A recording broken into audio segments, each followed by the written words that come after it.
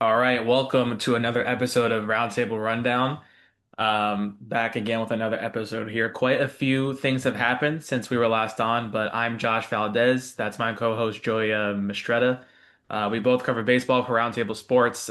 We both also work for Clutch Points as well for and other outlets for other sports. But we're here to talk baseball again today. Obviously, Joey, a lot of things have happened since we were last on. Last time we talked more so about Kyle Tucker as the big move, but now Cody Bellinger re-signed with the Yankees.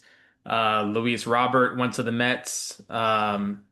So Freddie Peralta also went to the Mets. Lots going on. So overall, what are your thoughts with the recent big transactions, and what do you think could still happen moving forward here?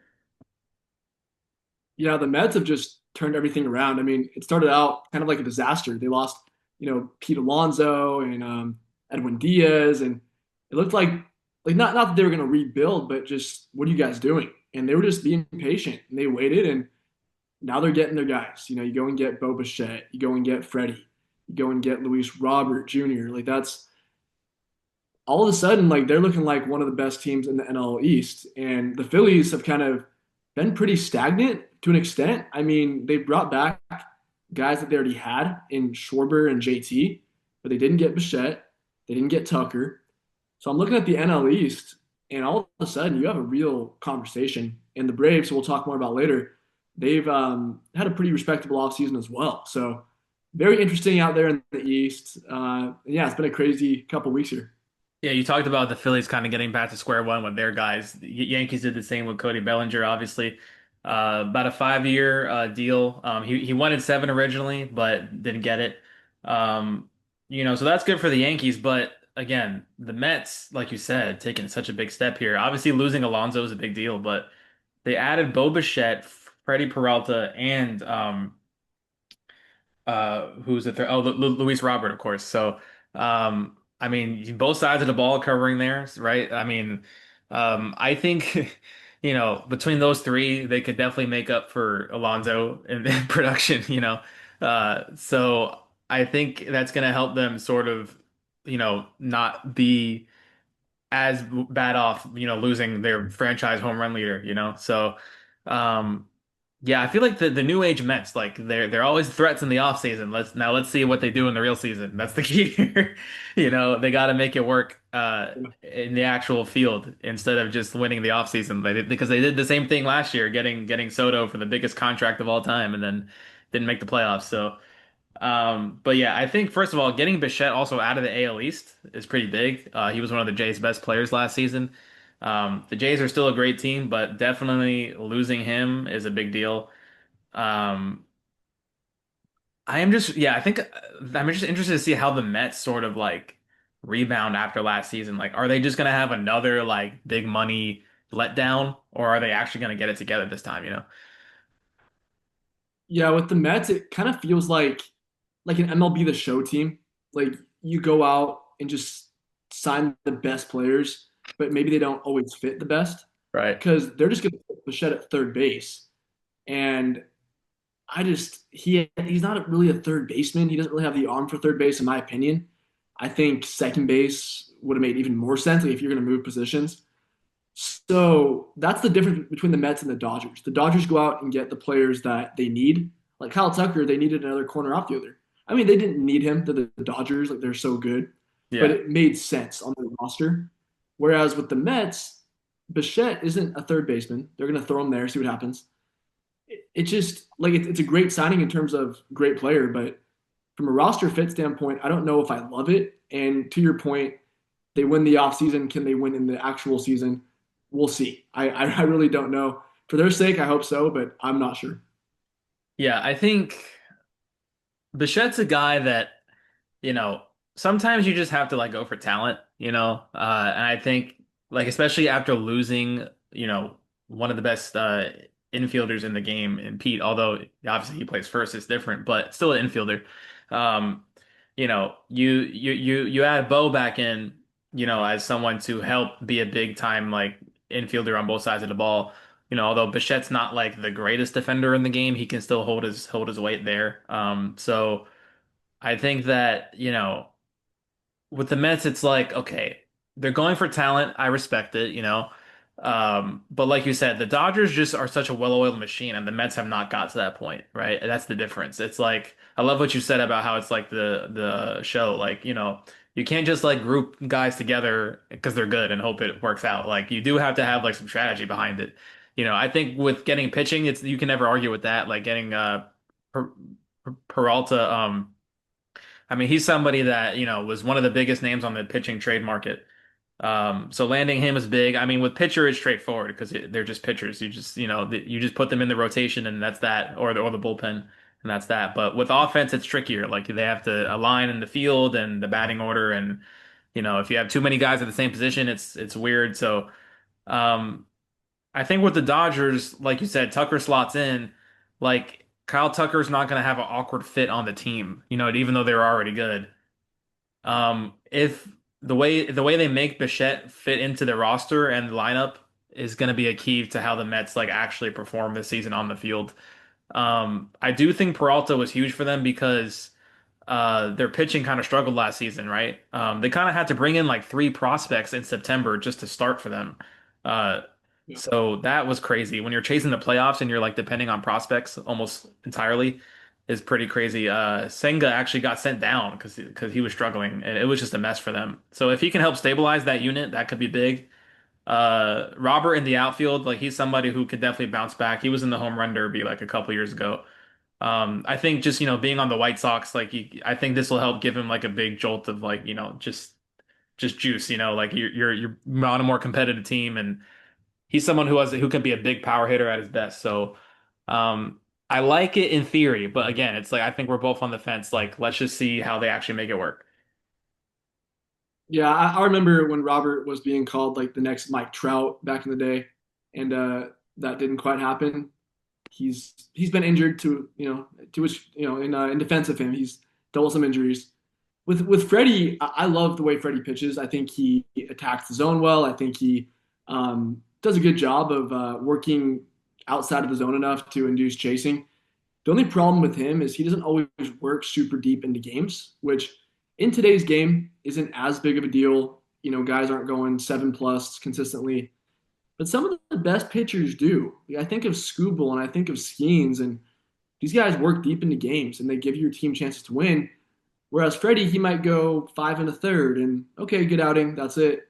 So I do wonder if they'll let him work deeper into games, if he'll be able to do that. But that's just nitpicking. Like, that's not the biggest deal in today's game. And they have a good enough bullpen to where that won't, be a huge detriment, I'd say. But it's the only thing I would be concerned about, I guess, with this trade with Freddie Peralta. Yeah, well, it depends on the quality of your bullpen as well, right? I mean, the Mets did lose their closer, Edwin Diaz, to guess who? The LA Dodgers. So that's going to Shocker. be a big deal. I just pulled up Freddie's numbers. He was seventh in MLB with a 2.70 ERA and ninth with 204 strikeouts. So, I mean, with numbers like those, you could live with him if he doesn't like always go full 6 innings, maybe. But again, you still have to hold your weight on the back end with the relievers. So yeah, I mean. It's the same with the it's just well a lot of teams actually. I mean, Yankees, had this similar issue where they kind of try to get some relievers at the deadline last season and then, you know, it wasn't really enough in the end, although they did try. I think that, again, teams that don't have reliable bullpens it kind of bites them, like throughout the season, and it's something that's hard to work around. You have to really make up for it with bats and the starting pitching. Um, so like getting, like you said, like guys like Skeens and Skubal are so valuable because if you can just go 7, 8 almost every time you start, you don't really have to rely on the bullpen for much. So even though like, baseball teams like to like really, throw guys in for like three batters and then, use four relievers in a game nowadays, um, it's always going to be a good thing for starters who can go 7+ consistently. So if he can do that for the Mets, help them kind of get over that issue of losing their big time closer, that would be even more special for them. But that's a big if. For sure. And I do think they did make some upgrades to their bullpen. I think they got Devin Williams and someone else as well. But so the bullpen should be okay. But yeah, that's just the one thing with Freddie. You know, is he a true ace? Can he go 6, 7 innings consistently? And yeah, the Robert thing, solid trade. You know, I love the potential with him. You know, he's going to strike you out occasionally. Is he still a center fielder? Should you move him to left or right? That's a conversation to be had. But overall, really good player, and I love the potential with him for sure. Yeah, they got Luke Weaver also from the Yankees. So they got Devin Williams and Luke Weaver. And that's on top of getting Clay Holmes last offseason, who was also a Yankee. So they kind of love all the Yankees cast-offs. We'll see how that works out. But speaking of the Yankees, right? They got Bellinger back, as we mentioned. That's a big get for them. Obviously, the Yankees didn't really get anybody huge before that this offseason. They re-signed Trent Grisham on the qualifying offer just 1 year. So but they got Volpe back on arbitration. It's not huge, but um Bellinger obviously, being a mainstay for them now as a veteran outfielder, that's going to be big. Obviously you need support there alongside Aaron Judge. Jason Dominguez is their young prospect who, hasn't really had the breakout star season yet. They call him the Martian, but he's kind of sort of been a part-time player thus far. He's shown flashes, but hasn't been consistent defensively. Um, how do you view the Yankees? We can also talk about the Phillies too. I view them similarly as guys or teams who have gotten their guys back, but haven't really added like enough yet outside of that. So, what is your prognosis for both of those teams? Yeah, I think with the Yankees, it would have been an absolute disaster if they didn't get Bellinger back, or if they would have lost Bellinger, but brought in Tucker or Bichette, that would have been okay. But they got Belly back, which is huge. And um, I'll get into your question in a second. The first thing I want to say is good for Cody Bellinger. He was the 2019 NL MVP. Then he kind of fell off a cliff. He had that shoulder injury after him and Kike did like a shoulder jump thing in the World Series and hurt his shoulder. And it looked like he was not going to be the same guy. He just was terrible there for a couple of years. And then he came back to Chicago and bounced back. And now with the Yankees, he's a 5 year, 162.5 million. I think that's how much it was contract. So good for him. Then to answer your question, looking at the Yankees and Phillies, I think it's better for the Yankees what they did to bring back Bellinger because he is a player for their future. The Phillies, I feel like their core has maybe 2 or 3 years left. A lot of those guys, like they're on expiring contracts in like 2 or 3 years. Bryce Harper is the guy's going to be there for a long time, but Trey Turner, Real Muto, Schwarber, all these guys, I just don't know how long this core has to realistically win. And they've been a consistent playoff team, but are they a World Series team, World Series winning team? I don't know. That's what's tough with the Dodgers. So Yankees, I'm okay with their offseason. I'd like them to go do something else if they can, but not the end of the world. Phillies, it's tough. Like I think they'll make the playoffs, but will they compete with the Dodgers?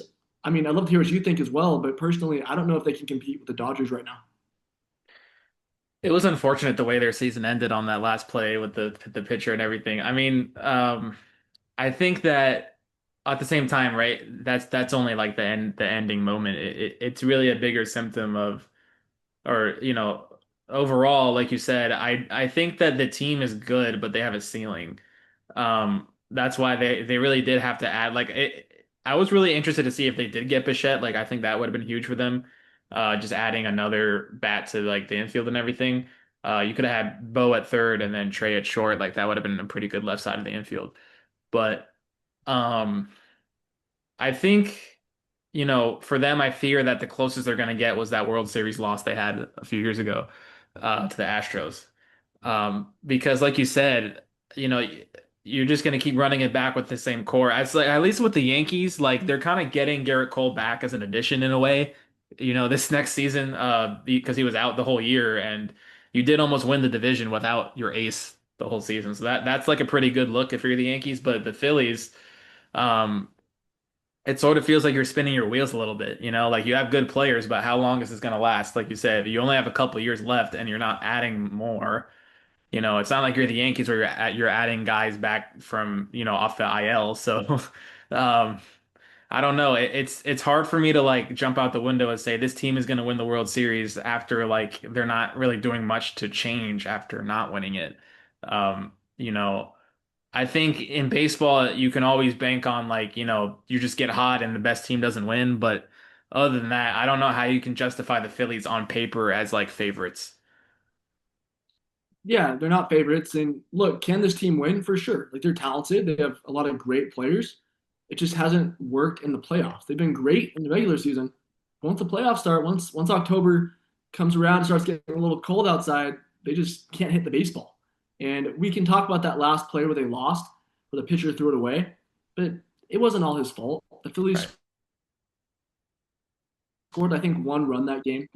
Like it's not one mistake that cost them. Like the Phillies, they got a hit in the playoffs, and Dave Dombrowski, the GM or the president of baseball operations, he's done more than enough to give them a good enough offense. Now they need to come through when it matters. So good roster. We'll see if it's good enough, and hopefully it is, but we'll find out. Yeah, I think this goes back to the bigger conversation with the game right now, where like a lot of teams are just kind of hoping for the best, and like LA is just kind of the big dogs, and like obviously the CBA expires on December 1st, I believe. So, actually, Harper's a guy who literally told the Rob Manfred commissioner like, hey, he said some not nice words, but basically he doesn't want a salary cap. So, the players don't want to, cap their earning potential, but you know, owners don't want to necessarily have a salary floor because then they have a minimum spending amount, and some of these owners don't want to spend a lot. So, it goes back to like the Phillies are a bigger market team, and they're still not adding like a ton of new guys to challenge, the big dogs in LA, right? So, you need some of these, bigger market teams to like really go all out. Like at least the Mets try, even though it doesn't always like fit together. The Dodgers, like they get the talent and they make it fit. That's why they're so good, you know. So like a team like the Phillies, they made a good core, but they're just like kind of settling and not adding for it. Not that they're not trying, but they're just not executing in the off season right now in terms of like adding. I mean, even the Cubs added Alex Bregman to a big deal, right? That's a big deal for them. And they're a team that they lost Tucker, you got Bregman back. So it's like not an exact one-to-one, but at least, in terms of star talent, they're both up there. So, um, stars don't grow on trees, but if you're a big market team, you kind of do have to keep trying to just continue that pipeline going, or else you risk falling to the wayside. Whereas a team like the Dodgers, they just keep on winning. Yes, they do, and they're not going to stop winning anytime soon because that team is just loaded with talent. It's crazy. Yeah. So moving on to another team that, is hasn't been in the biggest headlines this offseason, but has had a solid offseason nonetheless, the Atlanta Braves. They're a team that they're kind of coming off a disappointing season. They missed the playoffs for the first time in a while. But they made they did make some good moves this offseason, not on the scale that we've been talking about necessarily, but they're a team that has the talent. And like I said about the Yankees, they have a guy in Ronald Acuna who, he's, becoming healthy again. There was just a clip of him recently where he had a bomb in batting practice from the left-hand side of the plate, and he's a righty, so he's looking good.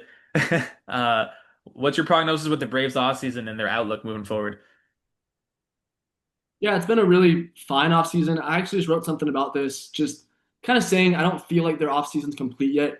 They've gone out and their big addition has been Robert Suarez, who has closing experience, but he's going to pitch in the eighth inning. They brought back Raisel Iglesias, who'll be the closer.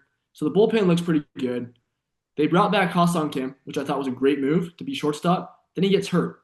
And I saw the report was that he slipped on ice, I think, and hurt his hand or something. Just really unfortunate. So hopefully he comes back sooner than later. I think May or June, if I'm not mistaken. So the question is, who's your starting shortstop? Right now, I think it's Mauricio Dubon, and good utility guy, not a starting caliber shortstop on a contending team. Can he fill in for a month or two? Sure. But then I look at the rotation as well, and you get Chris Sale, Spencer Schwellenbach, and Spencer Strider are like the big three. Strider was inconsistent last year, but he has the ace potential. Then you look at beyond those three guys, who else do you really have that is super impactful? Ronaldo Lopez can be a number four guy, that's fine. Number five guy. then you could start talking about the number 5 spot. Like, who is that? In my opinion, I think that they need to go out and sign another pitcher. And it doesn't have to be a Valdez or a Gallen, although that'd be ideal. But if they can go get a Lucas Giolito, who quietly had a fine season last year, even a Scherzer or a Verlander, just a little more of a proven pitcher, I think that would really benefit them. So yeah, Braves solid offseason, but I'd like just a little more just to get them closer to being a real contender again. It's interesting with the pitchers that are still out there, right? Like pitchers report in I think less than a month now, and there's still quite a few big name guys like you just mentioned that are still unsigned. Yeah, if I'm the Braves, you gotta jump on that. I mean, I think that's the problem with a lot of teams have is like they have two or three really good starters, but the four and five are just a little weaker. I mean, naturally, four and five is the weak link of the rotation, but you still want guys who you can rely on somewhat, to give you some good outings. You're not gonna have a star as your fifth pitcher, but um, even getting a guy like Scherzer, who's like obviously in the twilight of his career, he still gave the Jays some good innings last season. He didn't pitch as much in the playoffs, but just guys who can just it's a long season. You got to fill up innings and guys who aren't going to throw you off entirely just from having them start a few games at least, at least half the season. Even guys who just give you depth that you can mix and match with throughout the season. That's a big deal for you got to give your manager flexibility. And especially, you're a proud franchise that's coming off a non-playoff season, right? Like the Braves, that's not their standard, right? Like it's not like this is a team that never does anything. Like they won the World Series not that long ago, so um, everyone knows that pitching is the key, So I think that I don't know what their excuse would be to not go out and sign at least like you said, it doesn't have to be Framber, although that would be great, but at least a guy like Giolito, Scherzer, Verlander as a short-term guys, just something. No, I completely agree. And I mean, Max Scherzer in October, that guy, he is so intense out there. He gives you that motivation. Like I would love that for them. But yeah, Giolito, he's a really good pitcher. I think he had a 3.6 something ERA last year. Really had a quietly productive season with Boston. He's a former, all-star type of guy. So whoever it is, I don't really care. Just give me a reliable fourth or fifth starter behind the other three I mentioned. And now we're talking. Now you have a pretty good rotation, and you can compete with Philadelphia and even LA. Although that sounds crazy, if you add another pitcher, you could make things interesting and at least challenge the Dodgers. But that's all you gotta do is challenge, because once you challenge, things can happen. I mean, the Jays were like a couple plays away from winning the World Series last season, right? So as much as we talk about LA like it's the big bad bullies or whatever, like they are not. They're still you can beat them, but it's just like you have to get to the point where you put pressure on them and really make them work for it. Right? Like the Yankees, for example, in the 2024 World Series didn't really make them work for it too much after that Game 1 walk-off. The Jays had a much better effort last season, but ultimately came up short.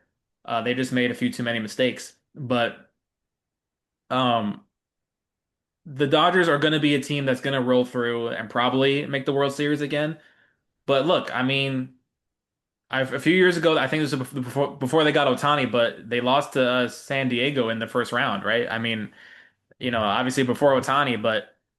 Ohtani wasn't even like that great in the World Series in 2024 and they still won, So it's not like this team wasn't good before Ohtani. You know what I mean? I mean, like what I'm saying is there's different iterations of the team. You just got to be there to challenge them, whatever iteration they've got. Now they've got Kyle Tucker. Okay, well, Kyle Tucker's a great player, but it's not like that's an excuse to not challenge the Dodgers. Like you still have to, you got Ronald Acuna, Matt Olson, right? You got Chris Sale, a couple great pitchers.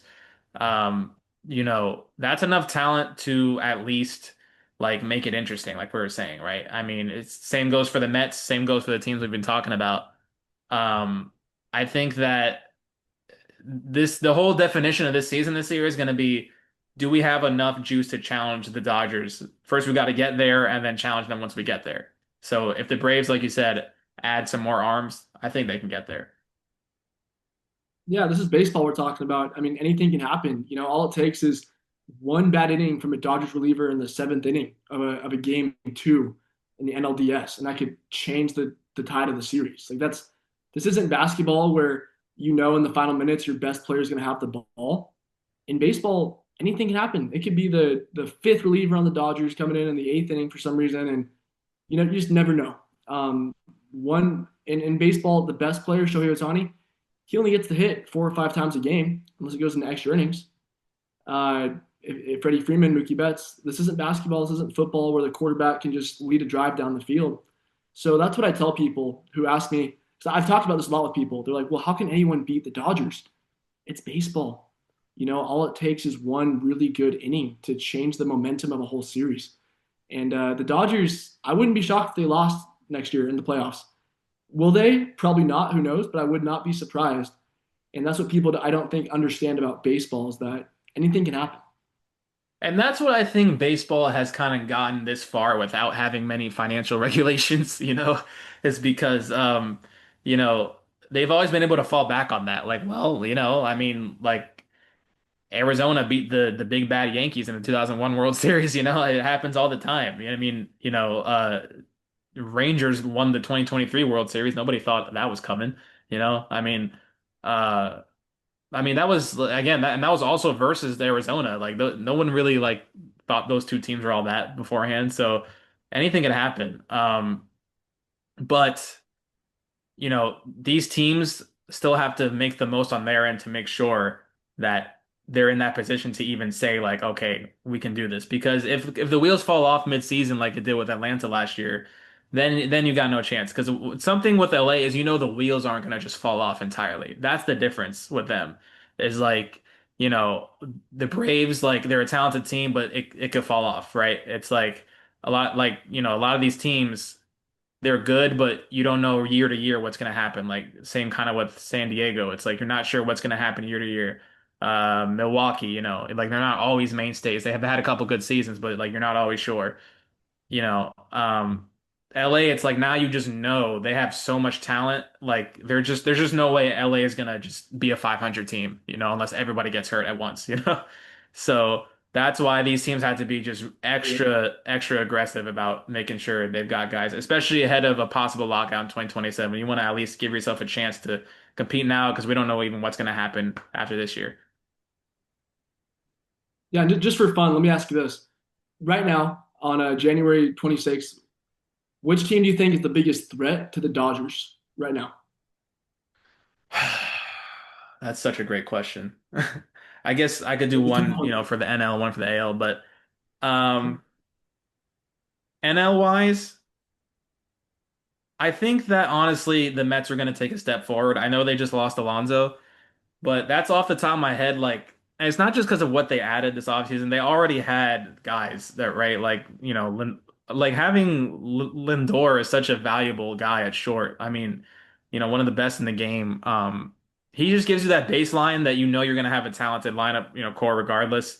And then obviously Soto, he was fantastic for them last year. I mean, he kind of added basically being a excellent base runner to his game now. Like that wasn't really a big thing for him before, but now he's just like 40-40 club kind of guy. And it's just like, so you add that to guys that they just added, like we already talked about. Um, I'd be surprised if they like collapse again like they did last year. I just think at some point the talent has to win out, you know. So I think they can definitely put pressure on the Dodgers. AL wise, I definitely think that the Yankees will have a better season than they did last year in terms of playoff success because of Cole, as long as he stays healthy. Having your ace back is a big deal. Um, but overall, I'll still go with the Jays just because like I feel like they've proven that there's just a sound team all around, Even losing Bo, I think they can still make it happen on both sides of the ball. So I'll go overall Mets and Jays as my two. How about you? Yeah, I think American League, I agree with the Blue Jays. That team is just so balanced. I love the pitching. I love the offense. I think Vladdy Jr. is such a stud, such a great player. So AL, I'll agree. I'll say Jays. NL, I'm gonna go a different direction. I love what the Cubs have done. I think bringing in Alex Bregman, he's a winner. He's a leader. He knows what it takes to get the job done. I think they have a great young core of players with guys like PCA. And the pitching rotation is pretty good. And people don't remember this, but they're getting Justin Steele back at some point, and he's an all-star pitcher. So I think just looking at the Cubs up and down, bullpen, starting rotation, offense, I think they could. I'm not saying they're going to beat the Dodgers, but they could, at least like we talked about, they could challenge them and make things interesting in a potential NLCS matchup. Yeah, that'd be awesome if the Cubs could really like, almost at least give LA that work to actually like challenge them because the Cubs, that's a team that historically they've had some issues, but I mean, they did finally break the World Series drought a while ago, but yeah, it'd be cool to see them take that next step, especially after losing Tucker, like we said. But yeah, I mean, PCA is just one of the most exciting young players in the game, so that'd be awesome to see them, really take the next step.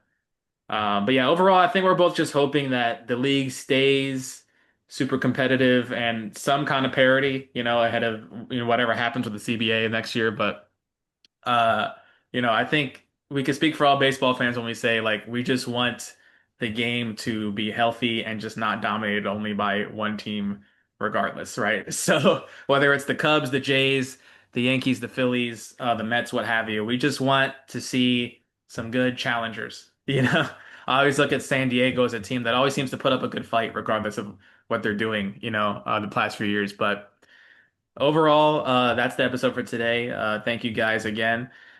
We should be back next week. Whatever happens on a big time on the offseason front, we'll cover that. But thank you guys for listening, and we'll be back next time.